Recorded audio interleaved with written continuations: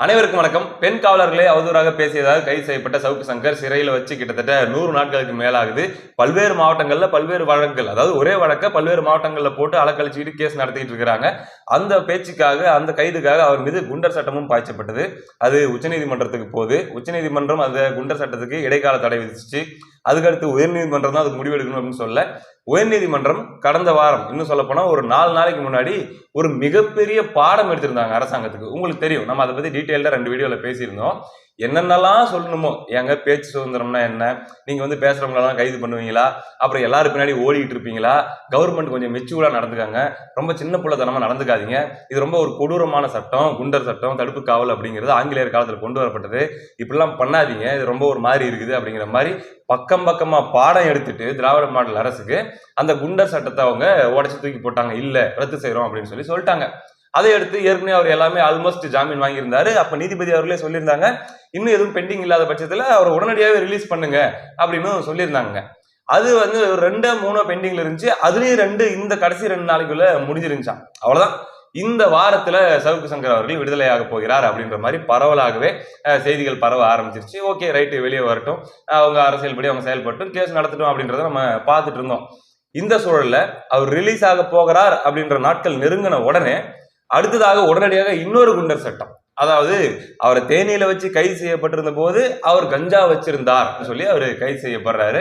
அந்த நேரத்திலே எல்லாருமே, அண்ணன் சீமான் முதல் கொண்டு பல்வேறு அரசியல் கட்சி தலைவர்கள் கருத்துக்கள் சொல்லியிருந்தாங்க. இது எவ்வளவு மோசமானது, ஏங்க கஞ்சா எப்படிங்க தான் கைது செய்யப்பட போறோம் அப்படின்னு தெரிஞ்சு எந்நேரமும் கைது செய்யப்படலாம் அப்படின்ற நிலையில இருக்கக்கூடிய ஒரு ஆளு கஞ்சா யூஸ் பண்றவனாவே இருந்தா கூட ஒரு கிலோ கஞ்சா வச்சுட்டு சுத்திட்டு இருப்பானே, இதெல்லாம் என்ன லாஜிக்கு, எந்த காலத்து டெக்னிக் இது அப்படின்னு சொல்லி எல்லாருமே கடுமையான கண்டனம் தெரிவிச்சிருந்தாங்க.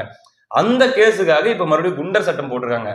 இது வந்து கிட்டத்தட்ட உங்களுக்கு பாக்குறதுக்கு இப்படி தெரியல, அதாவது உயர் நீதிமன்றத்தை பார்த்து, அந்த நீதி அரசர்களை பார்த்து இவங்க வந்து ட்ரோல் பண்ற மாதிரி, கலாய்க்கிற மாதிரி இல்ல திராவிட மாடல் அரசு.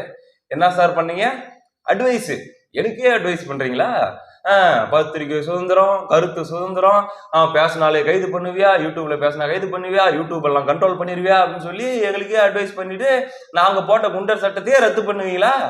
சரி இருங்க, கஞ்சா சார், கஞ்சா கேஸ் போட்டுக்கிறோம், கஞ்சாவில் குண்டர் சட்டம் போட்டுக்கிறோம் சார், தமிழ்நாட்டில் வந்து கஞ்சா பரவக்கூடாது அப்படிங்கிறதுல நாங்கள் ரொம்ப தீவிரமா இருக்கிறோம். பார்த்தீங்களே, எங்க முதலமைச்சர் நேற்று உறுதிமொழி எடுத்திருக்காரு மாணவர்கள்கிட்ட. அந்த அளவுக்கு ஒரு சென்சிட்டிவான ஆளுங்க நாங்க. இந்த மாதிரி போதைப் பொருள் சம்பந்தப்பட்ட விஷயத்துல ஒரே ஒருத்தர் கூட போதைக்கு அடிமையாக கூடாது என்பதில் மிகவும் தெளிவாக இருக்கிறோம் அப்படின்ற கூடிய சூழல்ல ஏதோ பேசினாப்லன்னு கைது செய்ய போனா கூட கஞ்சா வச்சிருக்கிறோம் சார், இப்ப நாங்க கஞ்சாவுக்காக குண்டாஸ் போட்டிருக்கிறோம், இதுக்கு என்ன கருத்து சொல்ல போறீங்க நீதிபதி சார் அப்படின்ற மாதிரி நீதிபதியை பார்த்து இவங்க சவால் விடுற மாதிரி இல்ல, உயர் நீதிமன்றத்தை பார்த்து சவால் விடுற மாதிரி இல்ல. இதுக்கு என்ன சொல்லுவேன், கஞ்சா வச்சிருக்கிறது தவறு இல்லைன்னு சொல்லி நீ என்ன குண்டாசை உடைச்சிட்டு போறியா என்ன அப்படின்ற மாதிரி கேட்குற மாதிரி தான் இருக்குது. இந்த கேஸ் எத்தனை நாளைக்கு நடக்க போகுது, இதுல போயிட்டு எங்கெங்க போராட வேண்டியது இருக்கும் அப்படின்லாம் நமக்கு தெரியலீங்க. கஞ்சா வச்சிருந்தாலே அல்லது வந்து விற்பனை செஞ்சாலே கடத்தினாலே வந்து குண்டாசு இறங்கிரும் போல இருக்குது. ஆமா, பாருங்க, இப்ப சவுக்கு சங்கர் அவர்கள் இதுக்கு முன்னாடி கஞ்சா தொடர்ச்சியாக விற்பனை செய்து வந்தாரு, அவர் வந்து கஞ்சா சப்ளை பண்ணாரு அப்படின்ற மாதிரி நம்ம எதுவும் கேள்விப்பட்டதோ அப்படின்ற மாதிரியான செய்திகளோ செயல்களோ நம்ம ஈடுபட்டதாக தெரியாது. அதே போல வந்து அவர் இப்ப வெளியே விட்டாக்கா வந்து தொடர்ந்து கஞ்சா வியாபாரம் பண்ணிட்டு இருக்க போறாரு, அவர் வந்து எல்லாருக்கும் டிஸ்ட்ரிபியூட் பண்ணிட்டு இருக்க போறாரு அப்படின்றதுக்கான சாத்தியக்கூறுகள் லாஜிக்கலி சுத்தமா இல்லை. ஆனா அவரை வந்து வெளியே விட்டா அது இந்த கஞ்சா பரவேறும் அப்படின்ற மாதிரி தமிழ்நாட்டை பாதுகாக்கணுன்றதுக்காக உள்ள வச்சிருக்காங்கன்னு வச்சுக்கோங்களேன். கடந்த 3 ஆண்டுகளில், இந்த திமுக ஆட்சி வந்த கடந்த 3 ஆண்டுகளில் திமுக பிரமுகர்கள் எத்தனை பேர் போதைப் பொருட்கள் சம்பந்தப்பட்ட கடத்தல்ல, போதைப் பொருட்கள், கஞ்சா இந்த மாதிரியான விஷயங்கள்ல விற்பனைகள்ல ஈடுபட்டாங்க அப்படின்னு சொல்லி ஒரு பெரிய லிஸ்ட்டுங்க. நான் சொல்லல, எதிர்கட்சியான அதிமுகவில் இருக்கக்கூடிய முன்னாள் அமைச்சர் ஜெயக்குமார் பிரஸ் மீட்ல ஒரு பெரிய லிஸ்ட் கொடுத்துருக்காருங்க. இவ்வளவு பேரு திமுக காரங்க இந்த போதை கடத்தல்ல இன்வால்வ் ஆயிருக்காங்க அப்படின்ட்டு. அந்த லிஸ்ட் மட்டும் கொஞ்சம் வேகமா பாத்திரலாம். 3 ஆண்டுகள்ல போதைப் பொருள் கடத்தல் பாருங்க, அதாவது கிட்டத்தட்ட 70 கோடி மதிப்புள்ள போதைப் பொருள் கடத்தியவர் யாருன்னா இப்ராஹிம், ராமநாதபுரம் மாவட்ட திமுக சிறுபான்மை துணைத் தலைவர். போஸ் ஆலங்குளம் திமுக ஒன்றிய குழு, இவர் வந்து தென்காசியில 440 கிலோ குட்கா கடத்தியவர். அதே போல லட்சுமணன் திமுக பிரமுகர் நாகையில் வந்து 300 கிலோ கஞ்சா கடத்தியவர். பாலமுருகன் ஸ்ரீவில்லிபுத்தூர் நகர திமுக பொருளாளர் 12 கிலோ குட்கா கடத்தியவர். மகாலிங்கம் விழுந்தாமாவடி ஊராட்சி மன்ற திமுக தலைவர், அலெக்ஸ் திமுக ஒன்றிய குழு உறுப்பினர், நாகையில் போதைப் பொருள் கடத்தியவர்கள். அதே போன்று மணிராஜ் திமுக மாணவரணி, இவர் வந்து பாத்தீங்கன்னா கூடலூர்ல கஞ்சா விற்பனை செய்தவர். அதே போன்று கீழக்கரை திமுக 19வது வார்டு கவுன்சிலர் சர்ப்ரைஸ் நவாஸ் என்கிற முன்னாள் திமுக கவுன்சிலர் ஜெயநிதி 360 கிலோ போதைப் பொருள் கடத்தியவர். அதே போன்று அருண்குமார் திமுக இளைஞரணி உறுப்பினர் திருச்சியில் கஞ்சா கடத்தியவர். அதே போன்று விக்னேஷ் திமுக பிரமுகர் வீரர்கள் கஞ்சா விற்பனை செய்தவர். பாபு திமுக 53வது வட்ட வர்த்தக செயலாளர் சென்னையில் பள்ளி மாணவர்களுக்கு போதை மக்கள் விற்பனை செய்தவர்.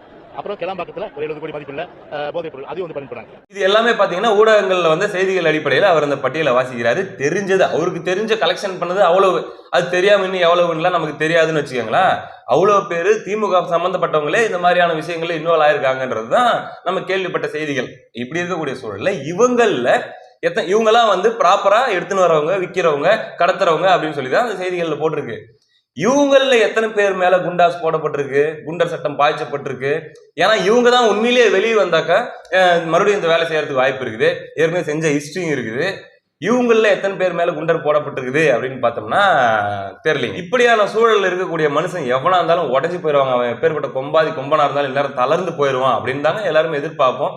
ஆனாலும் நேற்றைய தினம் அவரை அழைச்சிட்டு வரும்போது சவுக்கு சங்கர் அவர்கள் போற போக்குல ஒரு செய்தியை சொல்லிட்டு போறாரு. முன்பை காட்டிலும் இன்னும் தெளிவாக, இன்னும் உறுதியாக அவருடைய நடையாகட்டும், அவருடைய பேச்சாகட்டும் இருக்குது.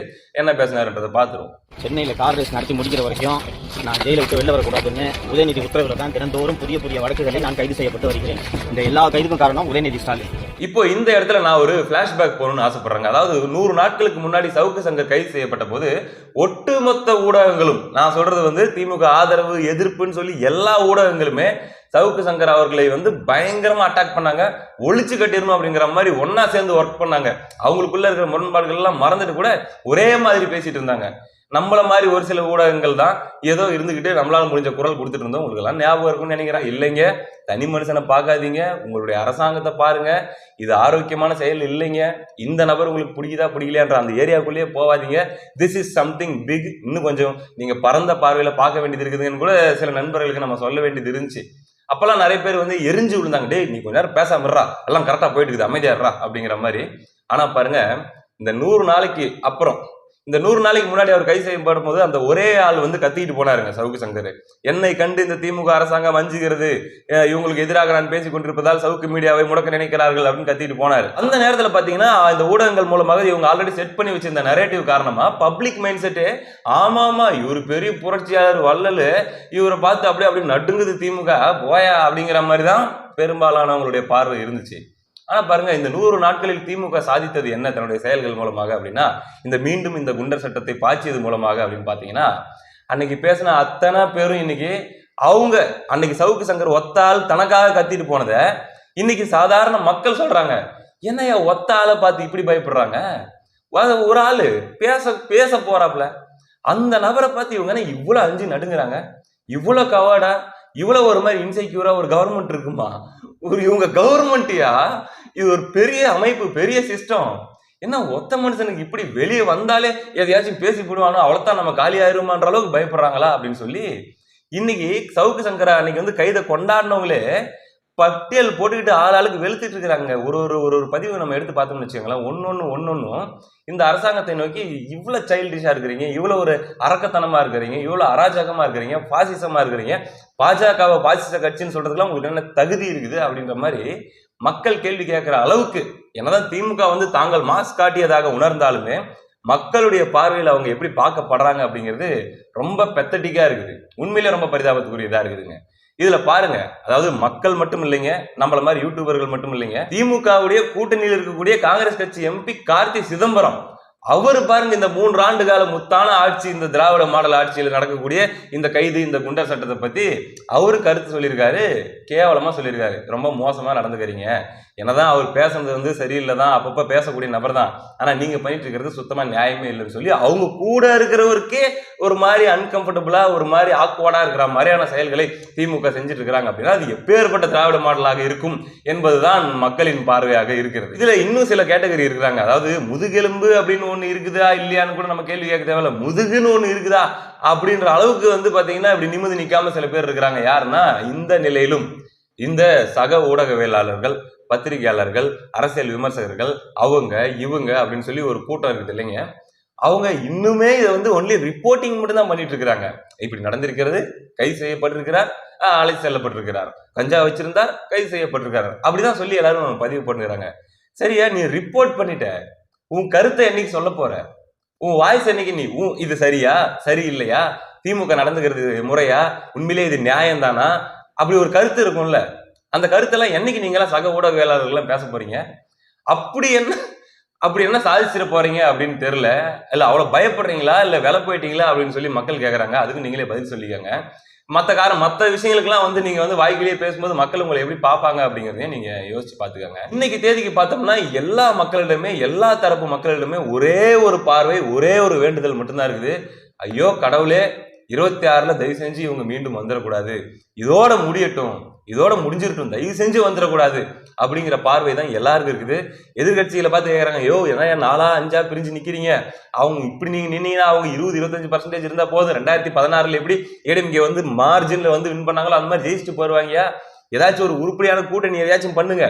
5 பேர்ல குறைஞ்சது ஒரு 2 பேர் தனியா நின்னாலும் ஒரு 3 பேர் சேர்ந்து நில்லுங்க, எதையாச்சும் பண்ணுங்கயா, பண்ணி தயவு செஞ்சு ஜெயிச்சிருங்கயா. இவங்களை வர விடாம பண்ணுங்க, இவங்க வரக்கூடாதுயா, யாராச்சும் செய்யுங்க, ஆனா இவங்க மட்டும் வரக்கூடாது அப்படின்ற மாதிரியான ஒரு மனநிலைக்கு மக்கள் போயிட்டாங்க. இவங்க என்ன மாதிரியான ஒரு வியூகம் அமைச்சு, என்ன மாதிரியான ஐடியாக்கள் எல்லாம் பண்ணி இந்த தேர்தலுக்குள்ள இந்த திமுகவை நிரந்தரமாக வீட்டுக்கு அனுப்புறது. ஏன்னா இந்த முறை ஏற்கனவே 2011 ஒரு தடவை வீழ்த்தப்பட்டுச்சு, அவங்க எழுந்து வர்றதுக்கு 10 ஆண்டுகள் ஆச்சு. ஆனா இந்த ஒரு முறை வீழ்த்தப்பட்டால் அவ்வளவுதான். அடிக்கடி அவங்க பஞ்சு டைலாக்லாம் பேசுவாங்க, திமுகவை வீழ்த்த எந்த கொம்பனாலும் முடியாது, இது எப்பேற்பட்ட கட்சி தெரியுமா, எங்களுக்கு எப்பேற்பட்ட வரலாறு தெரியுமான்ட்டு. ஆனா எல்லா சாம்ராஜ்யங்களும் வீழ்ந்திருக்குது அப்படின்றதுதான் நம்ம கேள்விப்பட்ட செய்தி. அப்படின்னும் போது இந்த முறை 26ல் மட்டும் ஏதாச்சும் ஒண்ணு பண்ணி எதிரில் இருக்கக்கூடியவர்கள், ஜனநாயகத்தை விரும்புகிறவர்கள், இந்த தமிழ்நாடு நல்லா இருக்கும்னு நினைக்கிறவங்க எதையாச்சும் பண்ணி திமுகவை வீழ்த்தி விட்டால் இனி எதிர்காலத்தில் எந்த காலத்திலுமே திமுகவின் தொல்லை தமிழ்நாட்டுக்கு இல்லை என்ற நிலையை ஏற்படுத்திடலாம். இந்த முறை விழுந்துட்டு அவங்க எழுறதுக்கு வாய்ப்பே இல்லை. இப்படியான சூழல் அடுத்த 1.5 ஆண்டு காலத்துல உருவாகுமா, இல்ல வழக்கம் போல ஆளாளுக்கு ஒரு பக்கம் முறுக்கிக்கிட்டு எல்லாம் நின்று அவங்க கிறிஸ்தவ முஸ்லீம் ஓட்டுகள், அவங்களுடைய பேசிக் ஓட்டுகள், கூட்டணி கட்சி வீசிக்க இவங்களுடைய ஓட் பேங்க், இதை வச்சு அப்படியே கம்ஃபர்டபுளா குட்டி மார்ஜின்ல ஜெயிச்சுட்டு மறுபடியும் ஏறி உட்காந்துக்கிட்டு இன்னும் பழுக்கலன்னு சொன்னாங்க இல்லையா துணை முதலமைச்சர் அவருக்கு, அவரே பாத்தீங்கன்னா 2026ல முதலமைச்சர் ஆகிற அளவுக்கு பழுத்துருவாரு. அப்புறம் அவரே முதலமைச்சர் சீட்ல தூக்கி உட்கார வச்சுட்டு அவருக்கு கீழே ஒரு 5 வருஷம் உட்கார்ந்துட்டு இருக்க வேண்டிய நிலையில தான் வரும். அவர் வேற ரொம்ப மெச்சூர்ட் லீடர் மாதிரி தெரியுது. அந்த மெச்சூர்ட் லீடர் முதலமைச்சரா வந்தாருன்னா எப்படி இருக்கும் அப்படிங்கறத எல்லாரும் கொஞ்சம் கற்பனை பண்ணி பாத்துக்கோங்க. இந்த மெச்சூர்ட் லீடர் முதலமைச்சரா இருக்கும்போதே மீன் போட்டவன்லாம் அரெஸ்ட் ஆகி உள்ள போறான். அந்த மெச்சூர்ட் லீடர் முதலமைச்சரா வந்தா நல்லா இருக்கும்ல, பயங்கரமா இருக்கும். தயவு செஞ்சுப்பா சாமி பண்ணுங்க, ஏதாச்சும் பண்ணுங்க. அடுத்த காணொலியில் சந்திப்போம். நன்றி.